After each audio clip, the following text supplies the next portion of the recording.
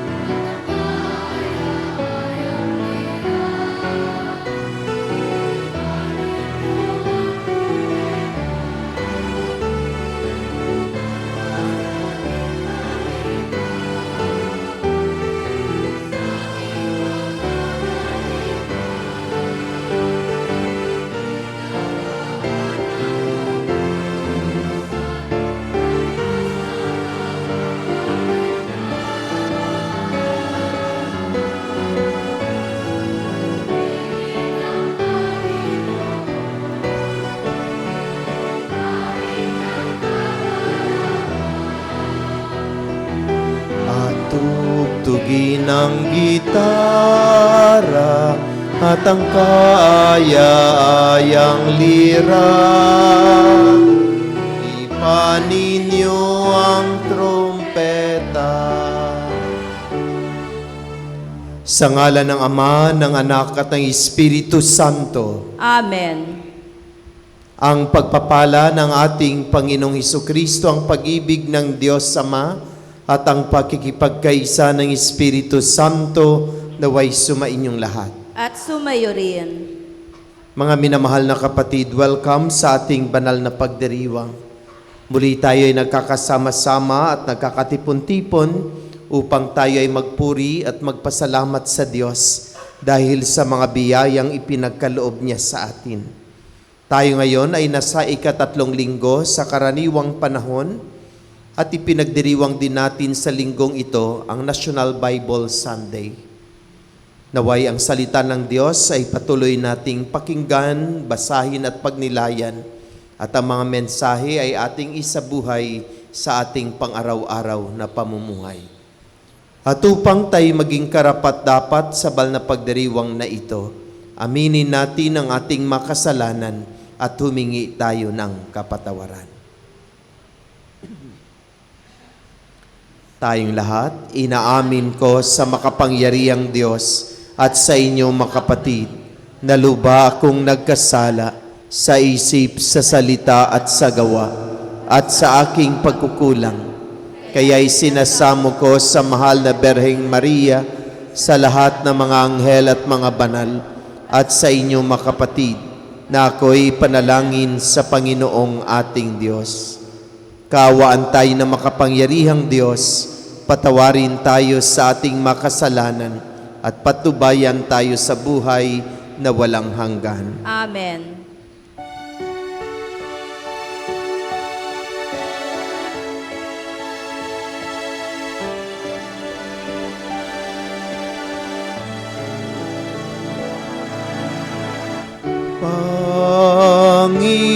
Panginoon,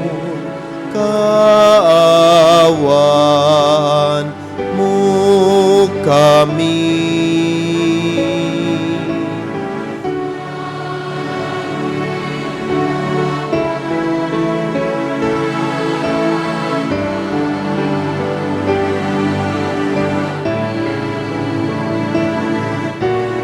Kristo, kaawaan mo kami.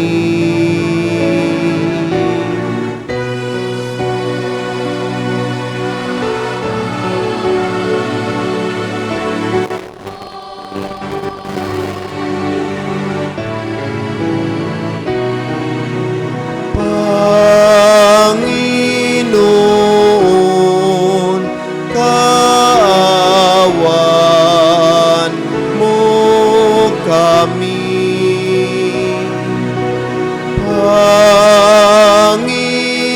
Panginoon, kaawaan mo kami. Papuri sa Diyos sa kaitaasan.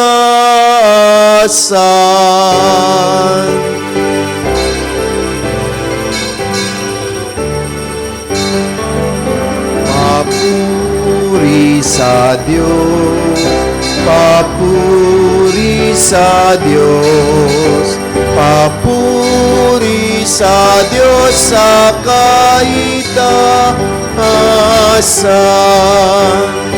At sa lupa'y kapayapaan, at sa lupa'y kapayapaan sa mga tao kinalulugdan niya.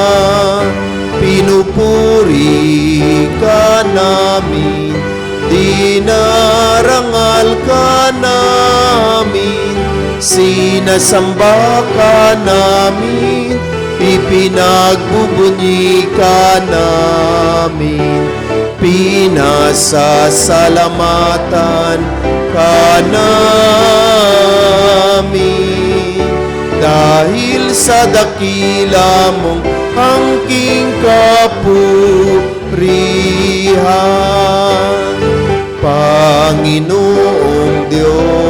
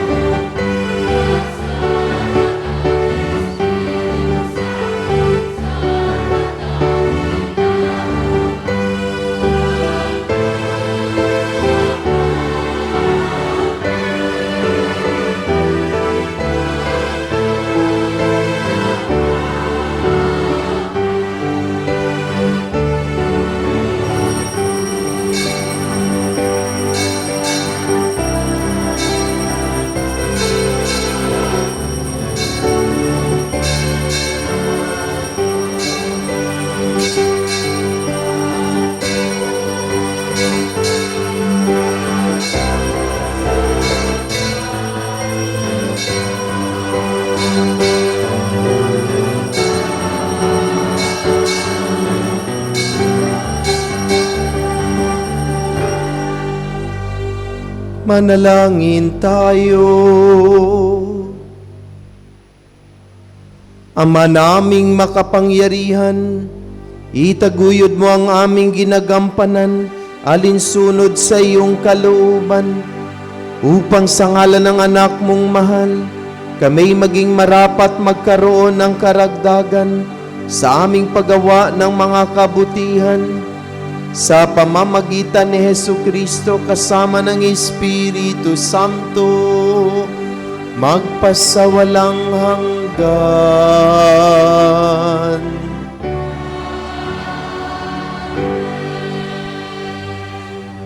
Magsiupo po.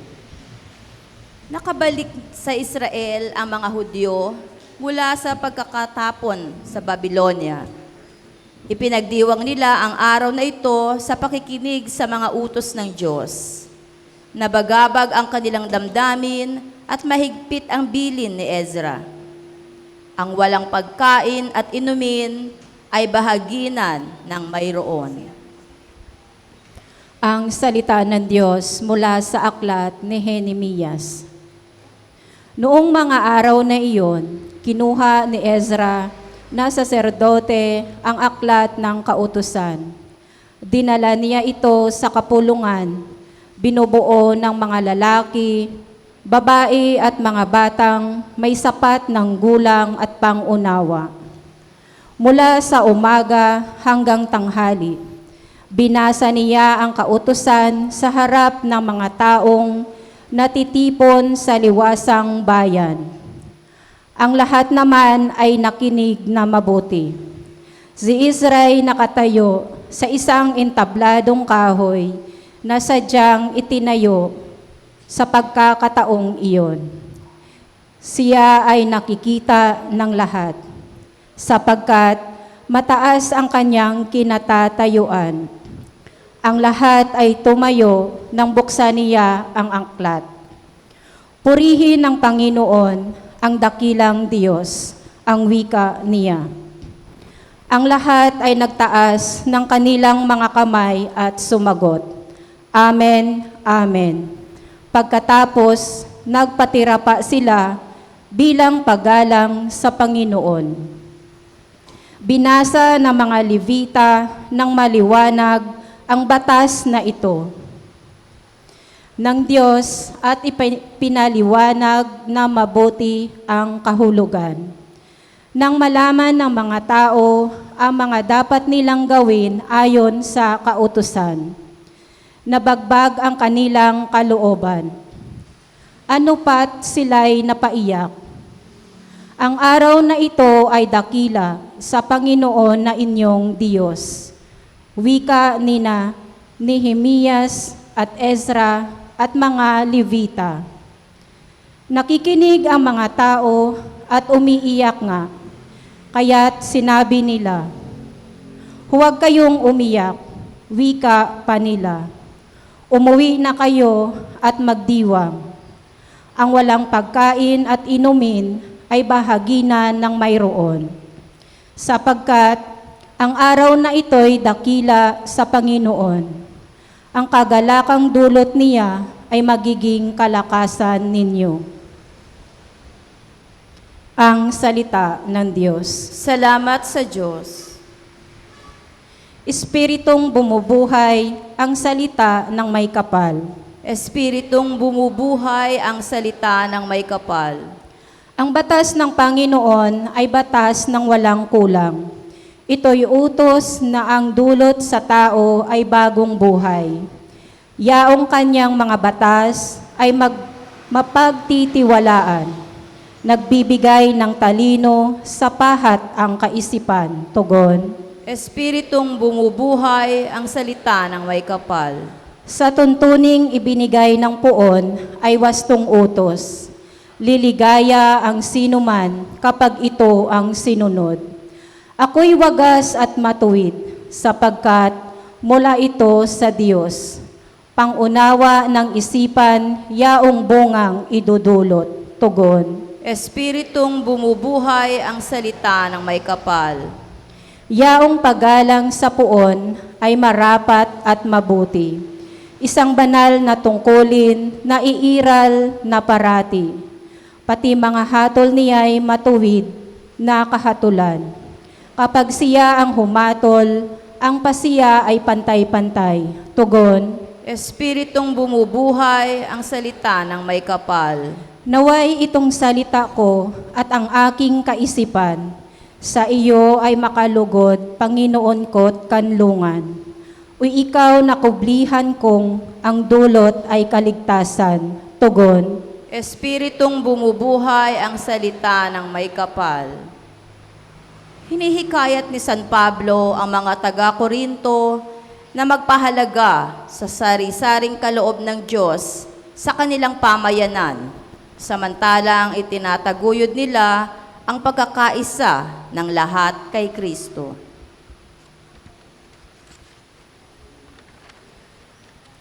Ang salita ng Diyos mula sa unang sulat ni Apostol San Pablo sa mga taga-Korinto.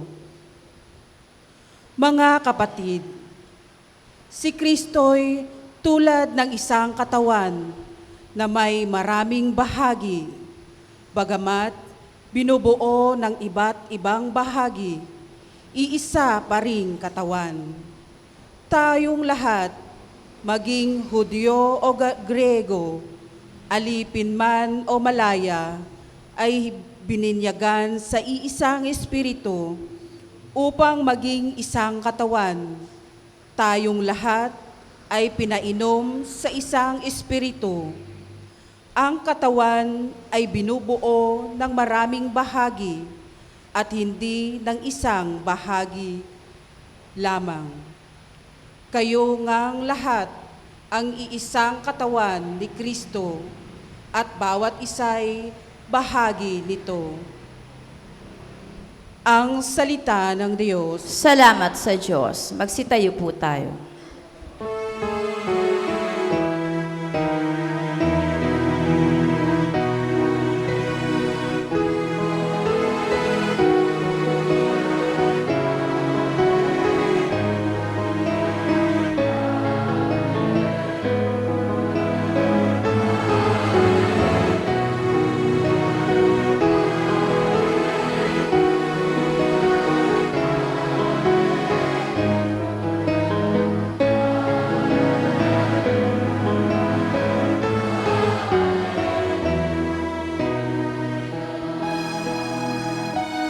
Ikaw, Kristo, ay sinugo upang sa dukhay magturo, magpalaya sa bilanggo.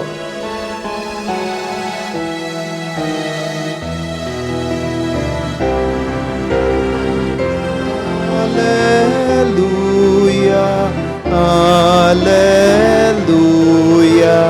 Hallelujah, Hallelujah, Hallelujah, Hallelujah,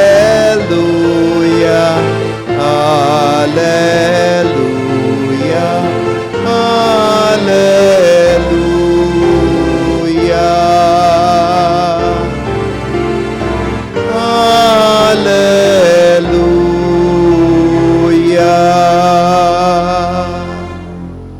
Sumainyo ang Panginoon. At sumayo rin. Ang mabuting balita ng Panginoon ayon kay San Lucas. Papuri sa iyo, Panginoon.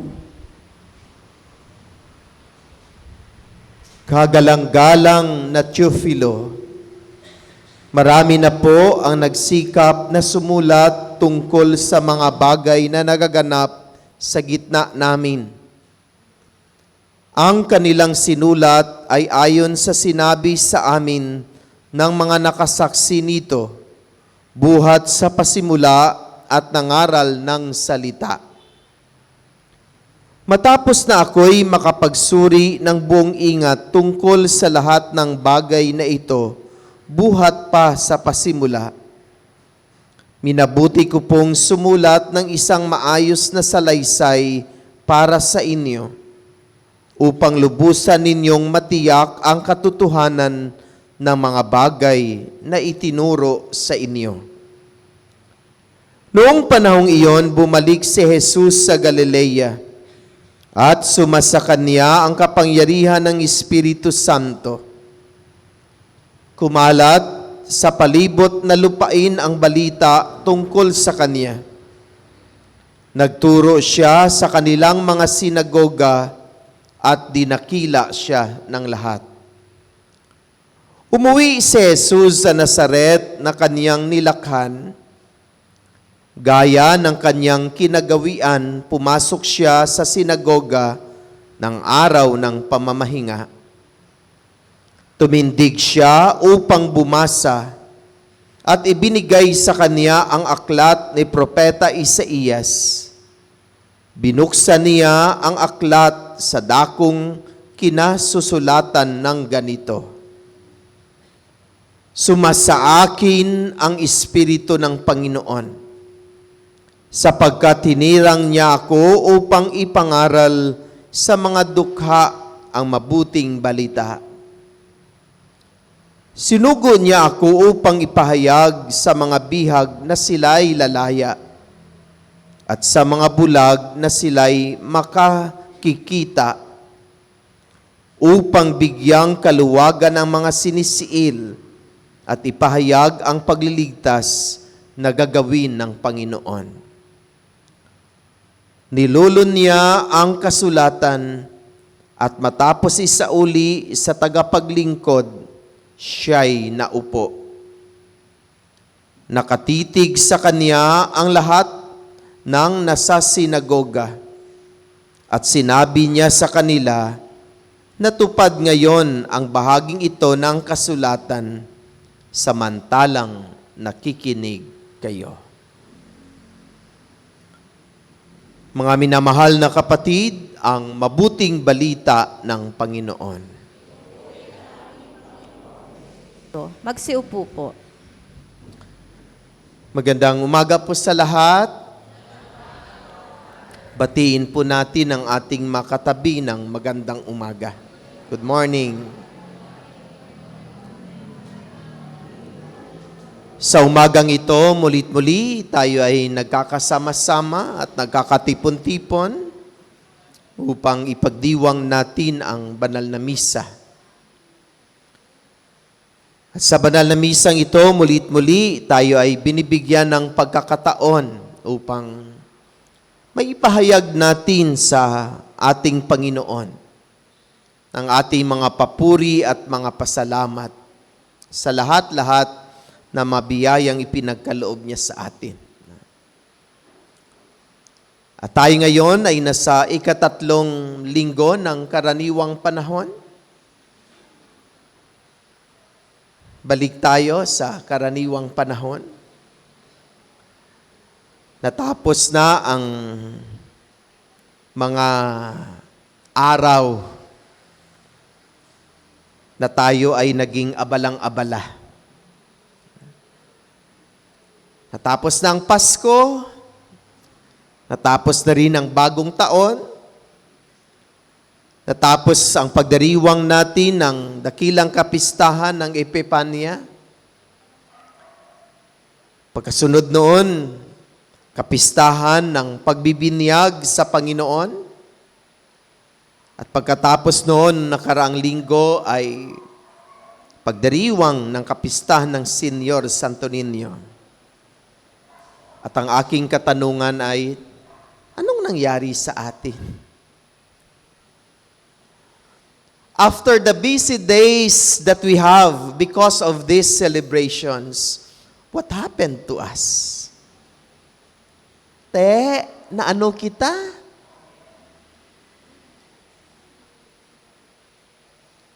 Anong nangyari sa ating buhay pananampalataya? Mayroon bang nagbago sa ating buhay at sa ating ugnayan sa bawat isa at higit sa lahat sa ating Panginoon? Lumalim ba ang ating pagmamahal sa Diyos? At lalo tayong naging masigasig upang mas lalo pa nating palalimin ang pananampalataya dahil sa mga pagdiriwang na iyon ay lubos nating naunawaan kung paano tayo minahal ng ating Panginoon. Mga minamahal na kapatid, sa araw na ito ay pinagdiriwang natin ang National Bible Sunday.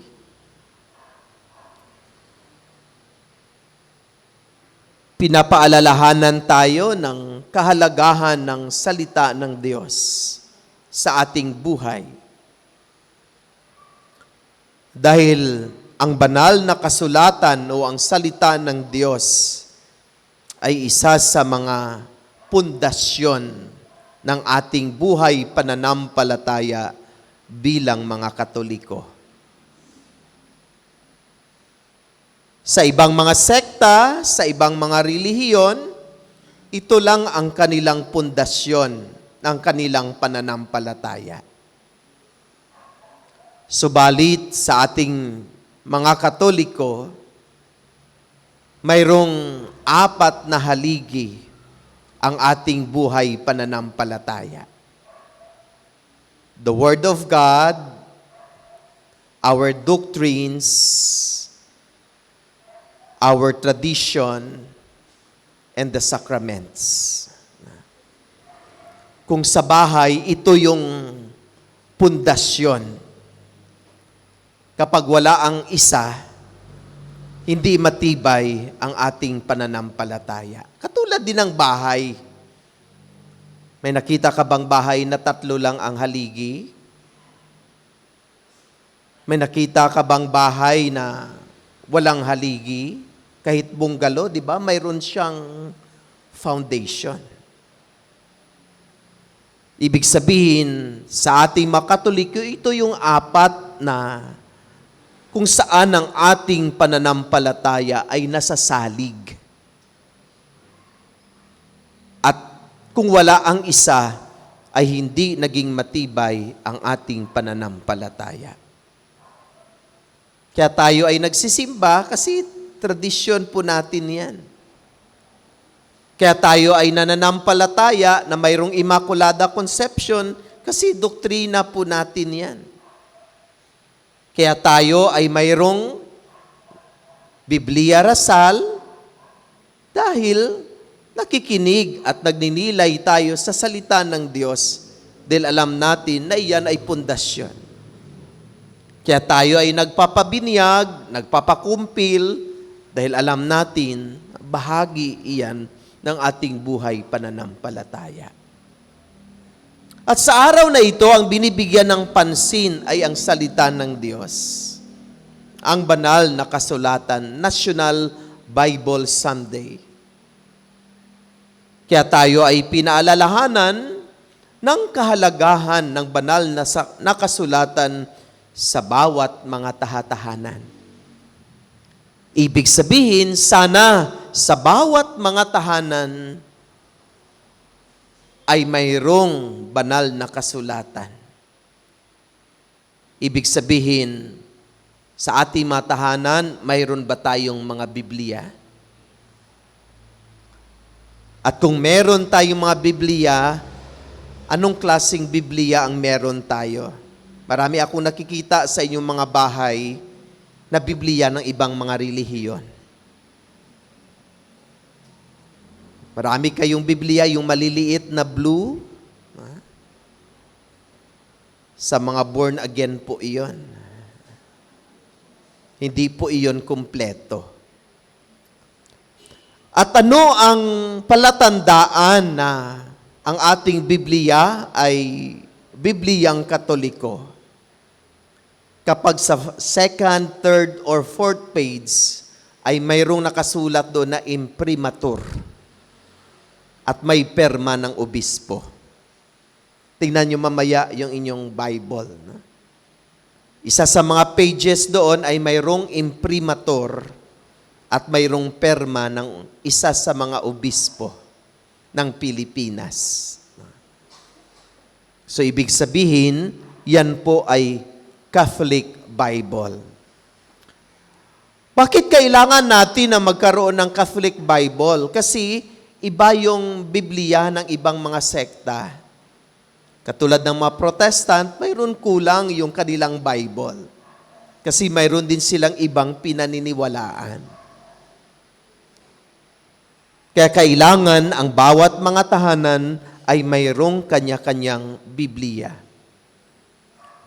Kung meron tayong Biblia, saan po natin inilalagay ang ating Biblia? At ano ang ginagawa natin sa Biblia na meron tayo?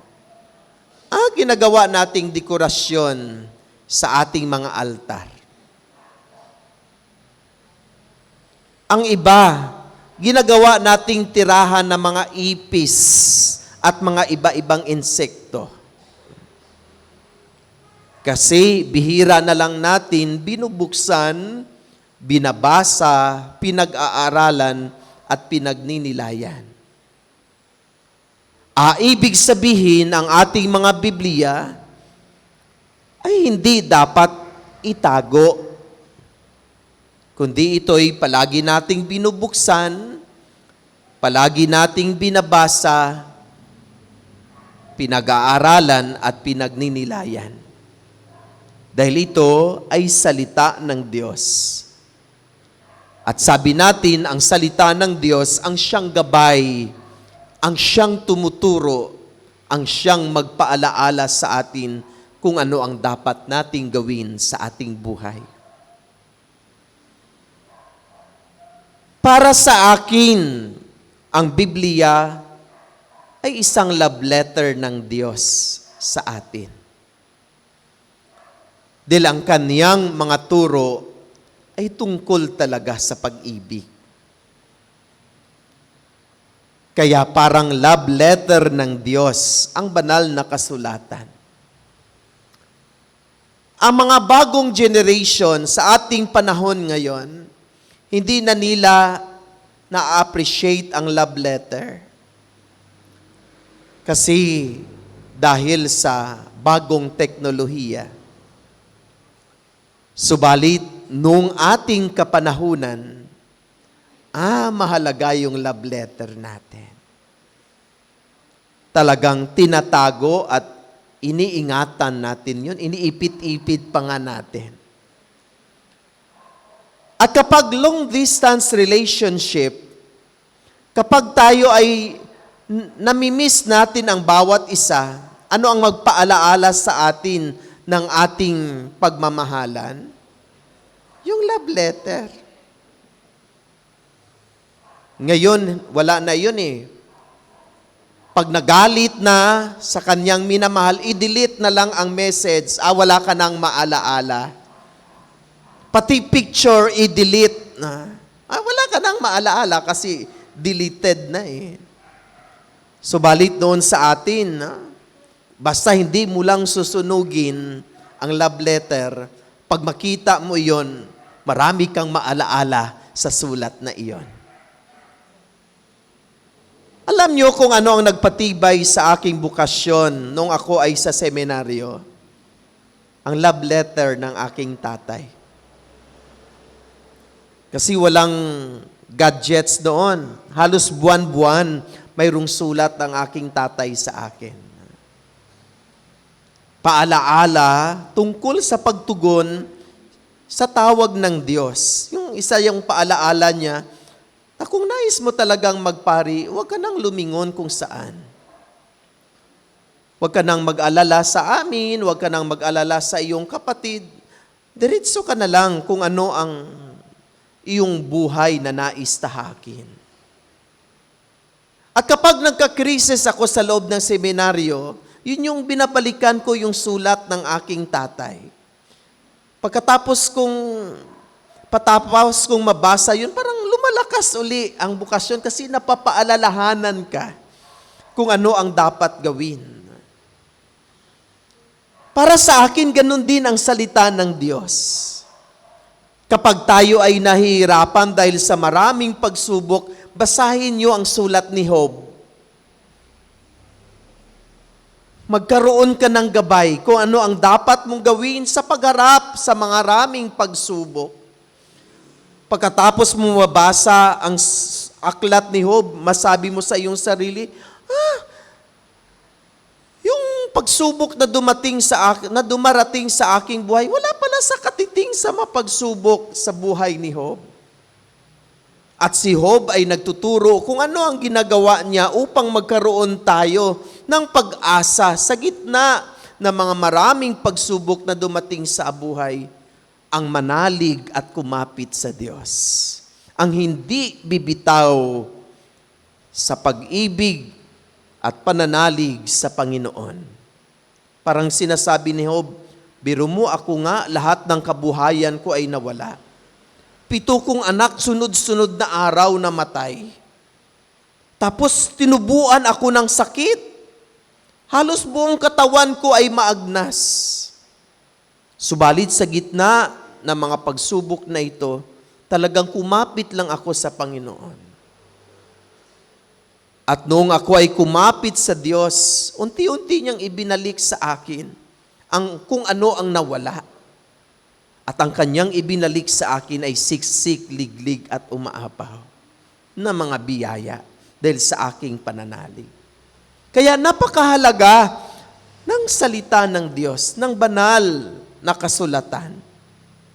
Kaya kailangan palagi nating basahin, pag-aralan, pagnilayan. At ito ay may mga paalaala sa atin. Ibig sabihin, sa ating mga BEC, huwag natin sana iwala ang ating Biblia Rasal. Patuloy tayong magbiblia Rasal. Di ba? Na-experience nyo yan? Na sa inyong pagbiblia Rasal, di ba kung minsan nag-iiyakan kayo dahil nakaranas kayo, naka-identify kayo ng inyong sarili sa binasa ninyong salita ng Diyos. Tapos, pagkatapos ninyong binasa, nagyayakapan kayo, pagka-uwi ninyo, parang nagkaroon kayo ng lakas at liwanag kung paano harapin ang mga pagsubok na naka-identify kayo doon sa ipinahayag na salita ng Panginoon. Kaya napakahalaga ng Biblia Rasal sa ating pagpapatuloy na pagbubuo at pagpapatibay ng ating mga munting sambayanan. At paalaala din sa tuwing tayo ay magsisimba, yung palagi kong sinasabi na kailangan makinig sa salita ng Diyos. Na sa pag-uwi natin, sabi ko, kahit isang salita lang na mayroon tayong maiuwi na pinagninilayan natin dahil parang naantig ang ating damdamin noong mapakinggan natin ang salitang iyon. So ibig sabihin, kung naantig tayo sa salitang iyon, dala-dala natin.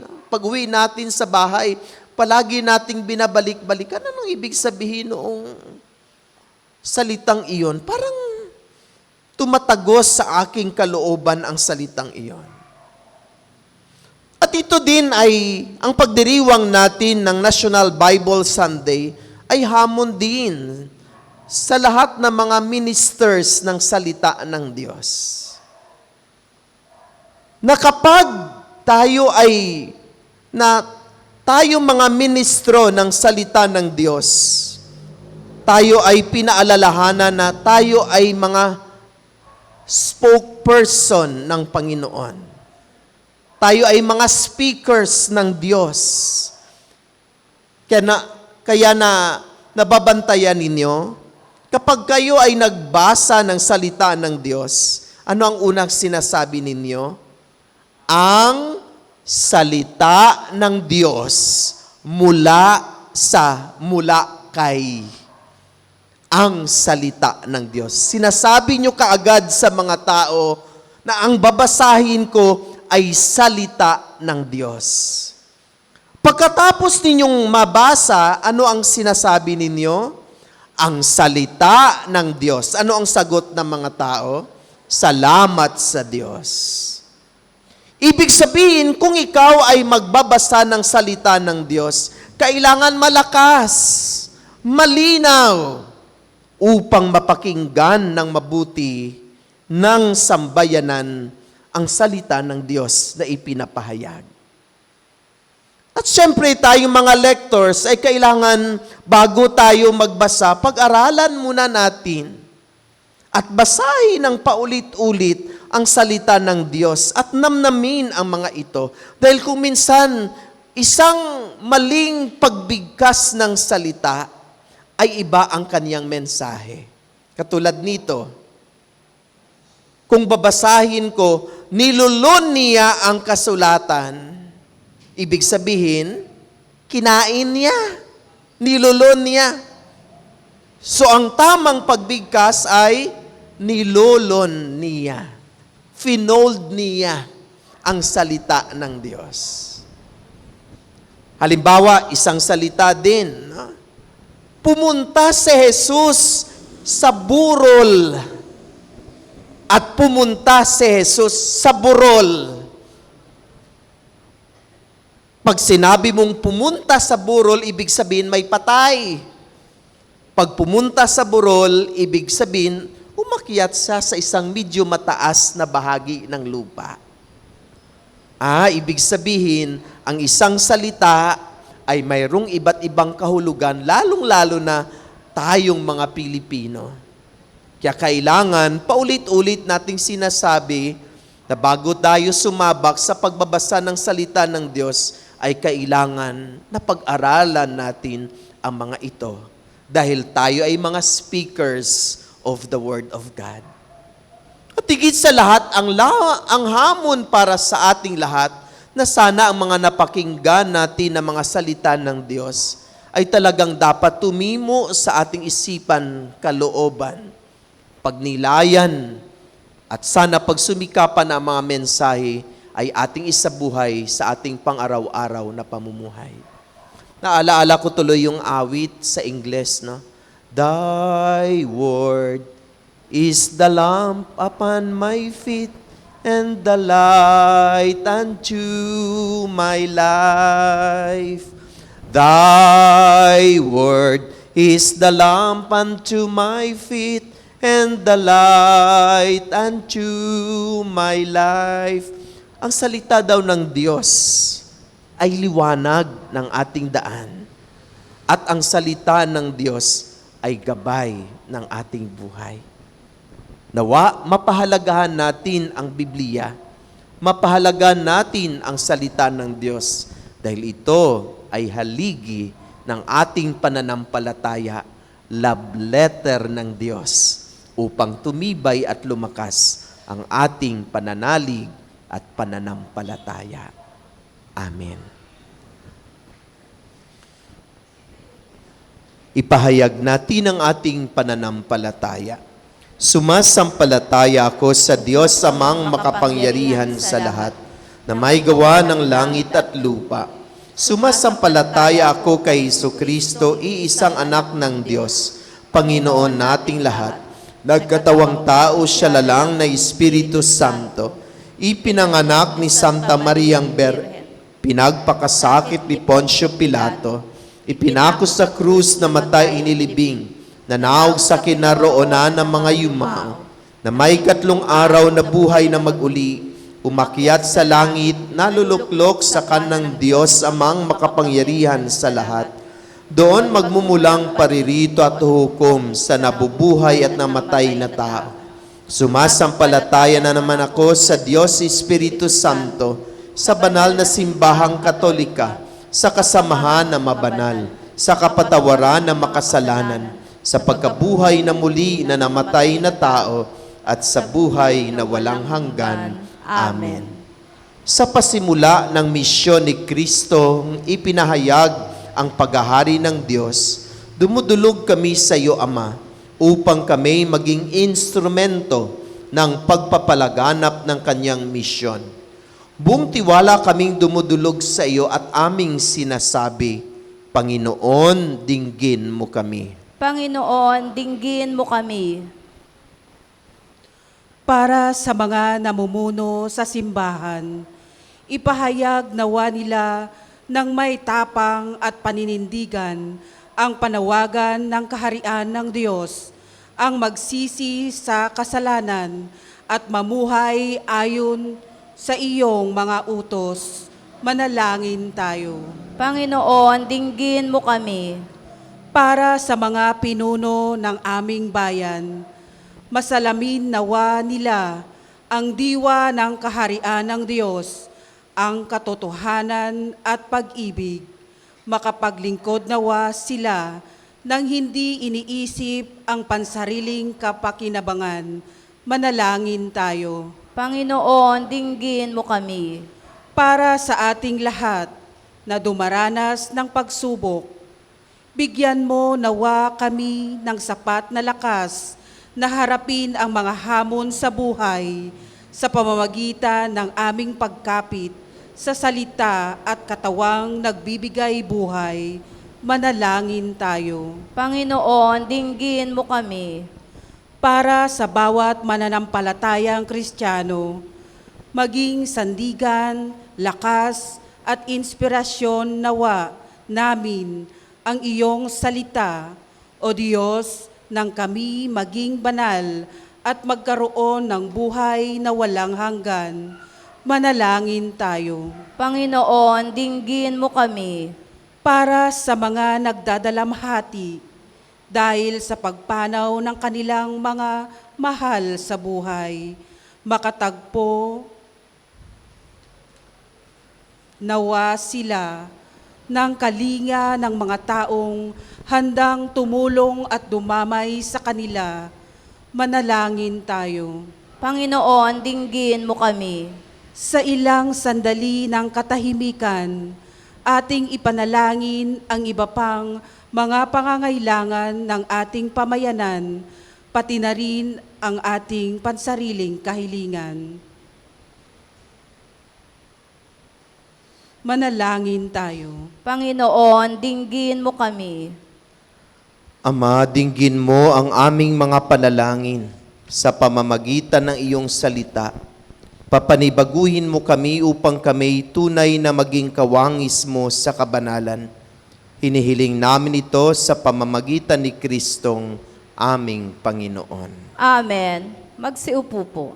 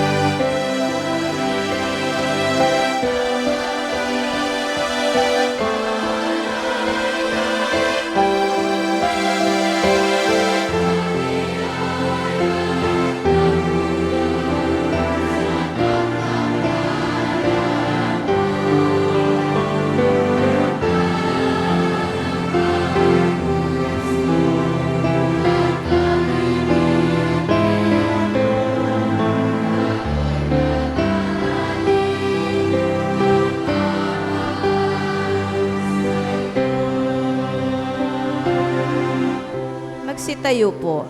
Manalangin kayo makapatid upang paghahain nating ito ay kalugdan ng Diyos amang makapangyarihan. Tanggapin nawa ng Panginoon itong paghahain sa iyong mga kamay, sa kapurihan niya at karangalan sa ating kapakinabangan at sa buong sambayanan niyang banal. Ama naming lumikha, tanggapin mong malugod ang aming mga handog. Ngayon ang kabanalan ay iyong dulot. Kami sumasamo sa iyo't lumuluhog upang kaligtas sa iyong ipagkaloob. Sa pamamagitan ni Jesucristo kasama ng Espiritu Santo, magpasawalang hanggan.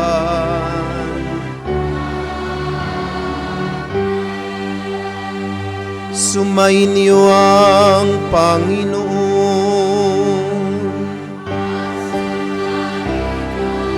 Itaas sa Diyos ang inyong puso at diwa.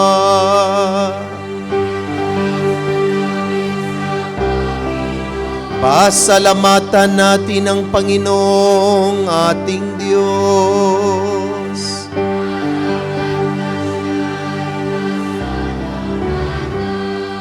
Ama naming makapangyarihan, tunay nga marapat na ikaw ay aming pasalamatan. Ang iyong mga supling na nagtaksil ay nagbabalik ngayon sa iyong pagiliw. Bunga ng malasakit ng anak mong masunurin at ng Espiritong bigay upang lahat ay kupkupin. Kaming mga tinubos ng anak mong mahal ay niloob mong magtipon at magkapisan upang magsalo sa masaganang hapag ng buhay kaysa ng anak mo at ng Espiritu Santo. Ang iyong sambayan ay nagpupuri sa iyo. Nagkakapisan ngayon ang bumubuo sa katawan ni Kristo. Nagkakatipon ngayon ang pinananahanan ng iyong Espiritu. Kaya kaisa na maanghel na nagsisiawit ng papuri sa iyo, nang walang humpay sa kalangitan, kami nagbubuni sa iyong kadakilaan.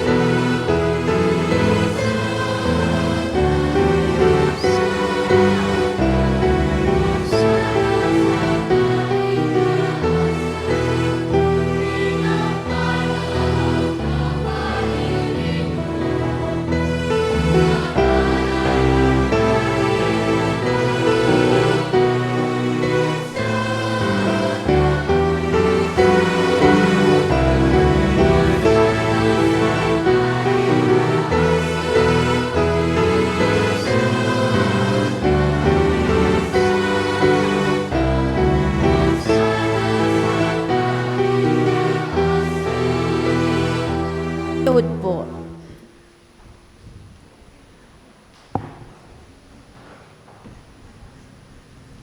Ama naming banal, ikaw ang bukal ng tanang kabanalan. Kaya't sa pamamagitan na iyong Espiritu, gawin mong banal ang mga kaloob na ito upang para sa amin ay maging katawan at dugo ng aming Panginoong Heso Kristo. Bago niya pinagtiis ang kusang loob na maging handog, hinawakan niya ang tinapay, pinasalamatan kaniya, pinagati-hati niya iyon. Iniabot sa kaniyang mga alagad at sinabi, "Tanggapin ninyong lahat ito at kanin. Ito ang aking katawan na ihahandog para sa inyo."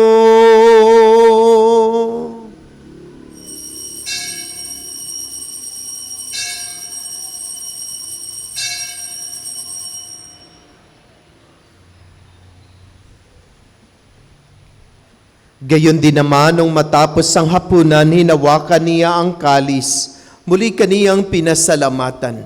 Iniabot niya ang kalis sa kaniyang mga alagad at sinabi, "Tanggapin ninyong lahat ito at inumin. Ito ang kalis ng aking dugo, ng bago at walang hanggang tipan, ang aking dugo na ibubuhos para sa inyo at para sa lahat sa ikapagpapatawad ng mga kasalanan. Gawin ninyo ito sa pag-aalala sa akin."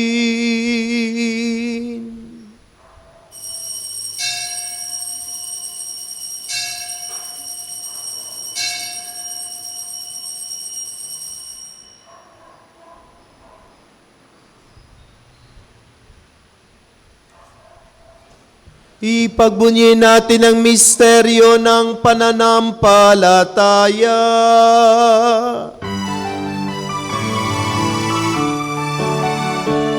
Si Kristo ay gunitain, sarili ay inihain, bilang pagkaitinumin, pinagsasaluhan natin, hanggang sa siya'y dumating, hanggang sa siya'y dumating. Ama, ginagawa namin ngayon ang pag-alaala sa pagkamatay at muling pagkabuhay ng iyong anak. Kaya tinialay namin sa iyo ang tinapay na nagbibigay buhay at ang kalis na nagkakaloob ng kaligtasan. Kami nagpapasalamat dahil kami yung minarapat na tumayo sa harap mo para maglingkod sa iyo.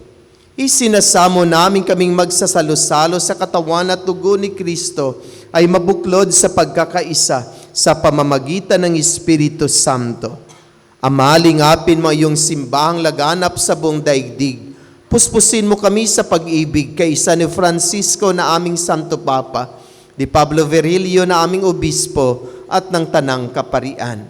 Alalahanin mo rin ang makapatid naming nahimlay na may pag-asang sila'y muling mabubuhay.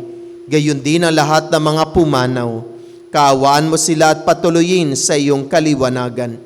Kaawaan mo at pagindapatin kaming lahat na makasalo sa iyong buhay na walang wakas, kaysa ng mahal na Berheng Maria na Ina ng Diyos, ng kaniyang kabiyak ng puso si San Jose, kaysa ng mga apostol at ng lahat na mabanal na namuhay dito sa daigdig ng kalugod-lugod sa iyo. May pagdiwang nawa namin ang pagpupuri sa ikararangal mo sa pamamagitan ng iyong anak na aming Panginoong Heso Kristo. Sa pamamagitan ni Kristo, kasama niya at sa Kanya, ang lahat ng parangal at papuri ay sa iyo, Diyos Amang makapangyarihan, kasama ng Espiritu Santo, magpasawalang hanggan.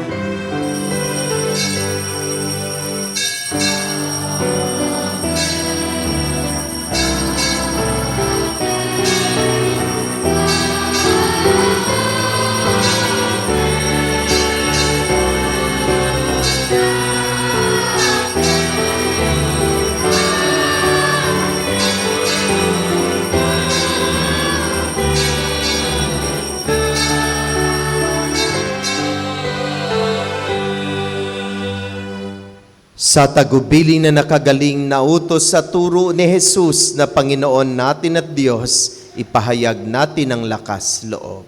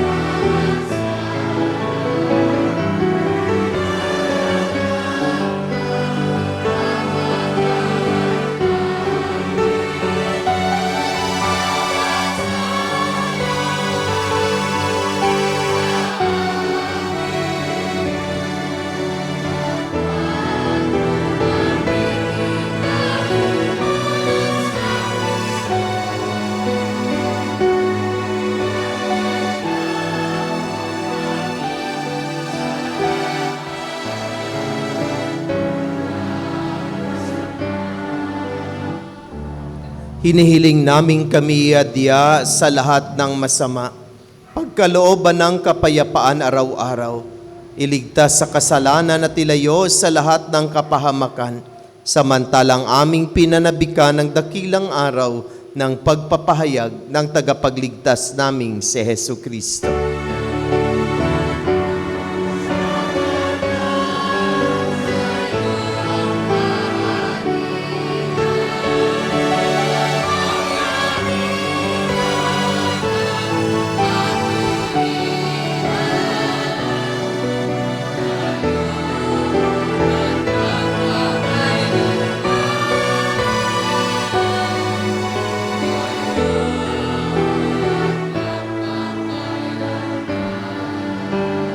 Panginoong Jesucristo, sinabi mo sa iyong mga apostol, kapayapaan ang iniiwan ko sa inyo, ang aking kapayapaan ang ibinibigay ko sa inyo.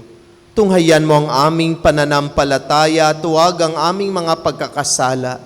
Pagkalooban mo kami ng kapayapaan at pagkakaisa ayon sa iyong kalooban, kasama ng Espiritu Santo, magpasawalang hanggan. Amen. Ang kapayapaan ng Panginoon ay laging sumainyong lahat. At sumayo rin. Magbigayan tayo ng kapayapaan sa isa't isa.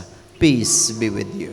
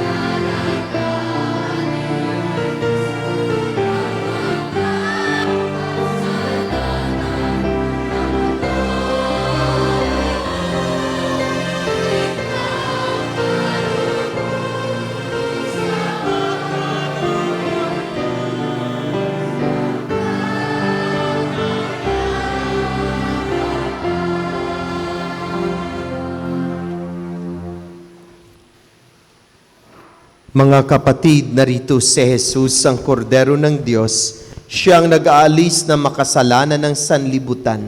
Mapalad ang inaanyayahan sa kanyang banal na piging.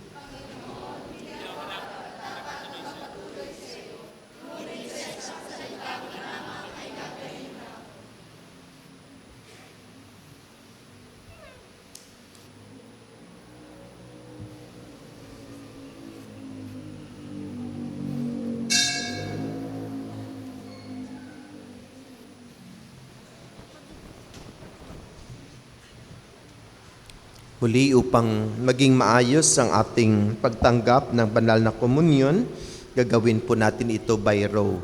Huwag muna tayong tatayo hanggat hindi tayo pinapatayo ng ating mag-greeters and collectors.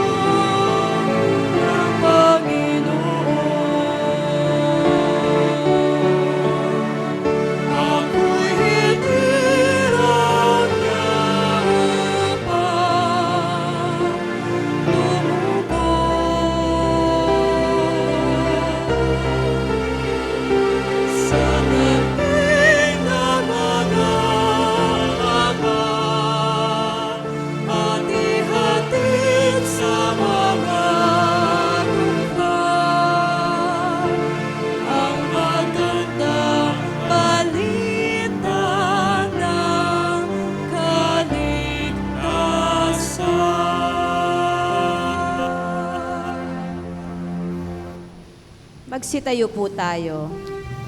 Manalangin tayo.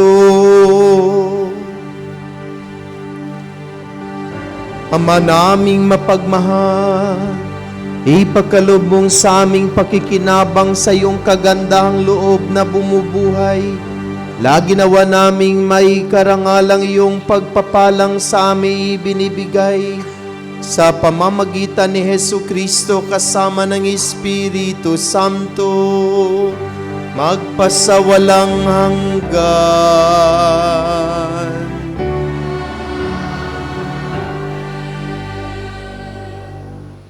Panalangin sa Birhen ng Banal na Puso ni Jesus.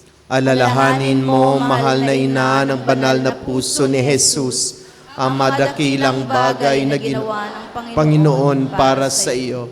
Hinirang kang maging kanyang ina, ninais niyang malapit ka sa kanyang krus, binahaginan kanya ng kanyang kaluwalhatian, dinirinig niya ang iyong panalangin. Sa kanya ialay ang aming papuri at pasasalamat. Sa kanya isangguni ang aming kahilingan, na tulad mo'y mamuhay kaming lagi sa pagmamahal ng iyong anak, upang kanyang kahariay patuloy na maisakatuparan. Samahan kaming lahat sa bukal ng buhay na nagmula sa kanyang puso, nang lumaganap sa sanlibutan, ang pag-asa at kaligtasan, ang katarungan at kapayapaan. Pagmasdan mo kaming sa iyo'y nagtitiwala, pakinggan mo kaming sa iyo'y nagsusumamo. Maranasan nawa naming lagi ang makainang pagkalinga mo, siya nawa. Birhen ng Banal na Puso ni Jesus. Ipanalangin mo kami. Birhen ng Banal na Puso ni Jesus. Ipanalangin mo kami. Birhen ng Banal na Puso ni Jesus. Ipanalangin mo kami. Magsiupo po para sa mga pasasalamat at paanyaya. Pasalamatan po natin ang lahat ng tumulong sa paglilingkod, ang music ministry, Lay Eucharistic Ministers, Ministry of Altar Servers, Ministry of Ushers, Greeters, and Collectors, Ministry of Lectors and Commentators, Social Communications Ministry para sa ating FB live streaming, sa atin pong lahat na narito ngayon, at sa nanguna sa ating banal na pagdiriwang, Reverend Father Sammy Patriarca, MSc. Pasalamatan din po natin ang sponsor ng ating misa ngayon, ang San Roque Chapel. Sa darating na linggo naman po, ang San Juan Bautista Chapel ang sponsor. Mga paalala at panyaya, pinaalalahanan po ang lahat ng chapel presidents, chapel OICs, at cluster heads para sa ating mission station pastoral meeting ngayon pong araw, January 26, sa ganap na ikalawa ng hapon sa Woodcraft Bayanihan. Sa darating po ng February 2, ay pagdiriwang natin ang kapistahan ng pagdadala kay Jesus na Panginoon sa templo at tinatawag din na Pistang Candelaria.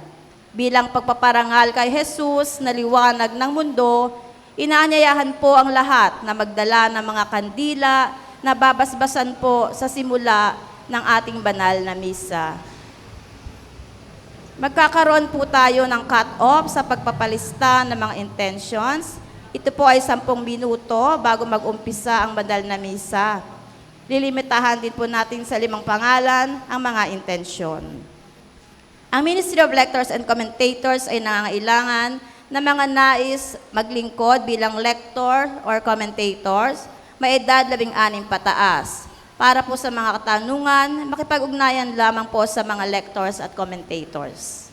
At patuloy rin po nating suportahan ang ating Isang Dakot program sa pamamagitan ng pag-aari ng bigas na ating ipinamamahagi sa mga kapatid nating higit na nangangailangan. Ang Isang Dakot mo ang papawi sa gutom ko. Ganon din po ang ating balikhandog at mga donasyon para po sa pagpapagawa at mga pangailangan ng ating simbahan. Maraming salamat po.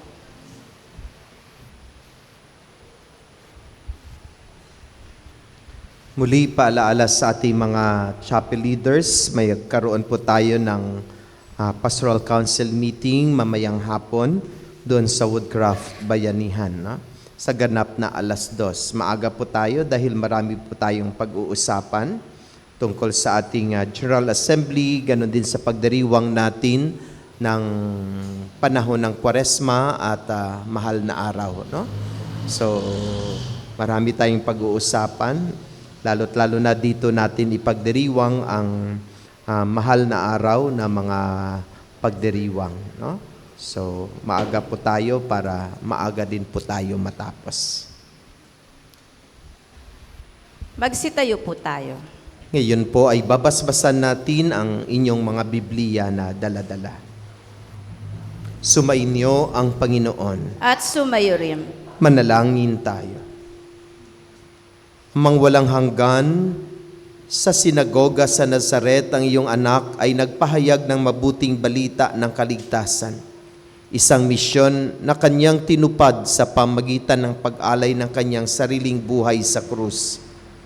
Basbasan mo ang mga Bibliyang ito, ang iyong salita na nagbibigay buhay at gabay sa amin sa landas ng katotohanan. Basbasan mo rin kaming lahat na magbabasa at mag-aaral nito. Naway mabuksan namin ang aming mga puso at kaisipan upang tanggapin ang iyong kalooban. At naway ang aming pananampalataya ay lalo pang mapalakas sa aming pakikinig, pagbabasa, pagninilay, pag-aaral at pagsasabuhay na iyong mga salita upang kami ay lalo pang makapamuhay sa iyong pag-ibig. Muli, basbasan mo ang mga Bibliyang ito sa ngalan ng Ama, ng Anak at ng Espiritu Santo. Amen.